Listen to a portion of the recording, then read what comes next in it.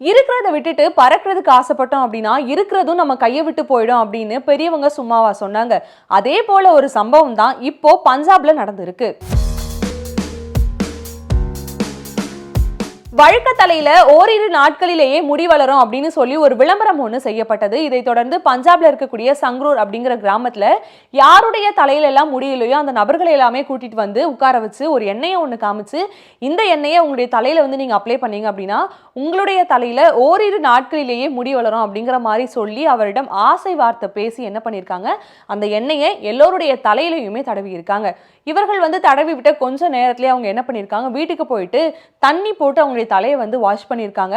Wash பண்ண கொஞ்ச நேரத்திலேயே ரொம்ப ரொம்ப கண்ணெரிச்சல் வந்து கிட்டத்தட்ட 65க்கும் மேற்பட்டோர் என்ன பண்ணிருக்காங்க, ஹாஸ்பிட்டல்ல போய் அட்மிட் ஆயிருக்காங்க. இந்த 65க்கும் மேற்பட்டோருமே வந்து அந்த எண்ணெயை தடவி அதன் மூலமா கண்ணெரிச்சல், கண்ணில இருந்து நீர்வடிதல் மற்றும் கண் சிவந்து போய் எல்லாமே வந்து ஹாஸ்பிட்டல்ல போய் அட்மிட் ஆயிருக்காங்க. இதை பார்த்த போலீசார் என்ன பண்ணிருக்காங்க அப்படின்னா, இந்த கேம்ப் வந்து யார் அரேஞ்ச் பண்ணது, இதற்கு வந்து யார் வந்து உங்களுக்கு பெர்மிஷன் கொடுத்தது, எந்த ஒரு சேஃப்டியுமே இல்லாம மக்களுக்கு இது எப்படி நீங்க பயன்படுத்துவீங்க அப்படிங்கிற மாதிரியான பல கொஸ்டின்ஸை ரைஸ் பண்ணி யார் இந்த கேம்ப் அரேஞ்ச் பண்ணாங்களோ அப்படின்றத விசாரிச்சு கிட்டத்தட்ட 2 பேரை வந்து அரெஸ்ட் பண்ணியிருக்காங்க. அவங்க கிட்ட தொடர்ந்து விசாரணையானதும் மேற்கொள்ளப்பட்டு வருது. செல்ஃப் லவ் அப்படிங்கிற ஒரு விஷயம் ரொம்ப ரொம்ப முக்கியமான விஷயம். மற்றவங்க நம்மளை பார்த்து என்ன நினைப்பாங்க அப்படிங்கிறதுக்காக நம்ம எப்படி இருக்கமோ அதை என்னைக்குமே மாத்திக்க கூடாது. ஊராரின் வார்த்தைகளுக்கு செவி கொடுத்தோம் அப்படின்னா நாமளா இருக்க முடியாது.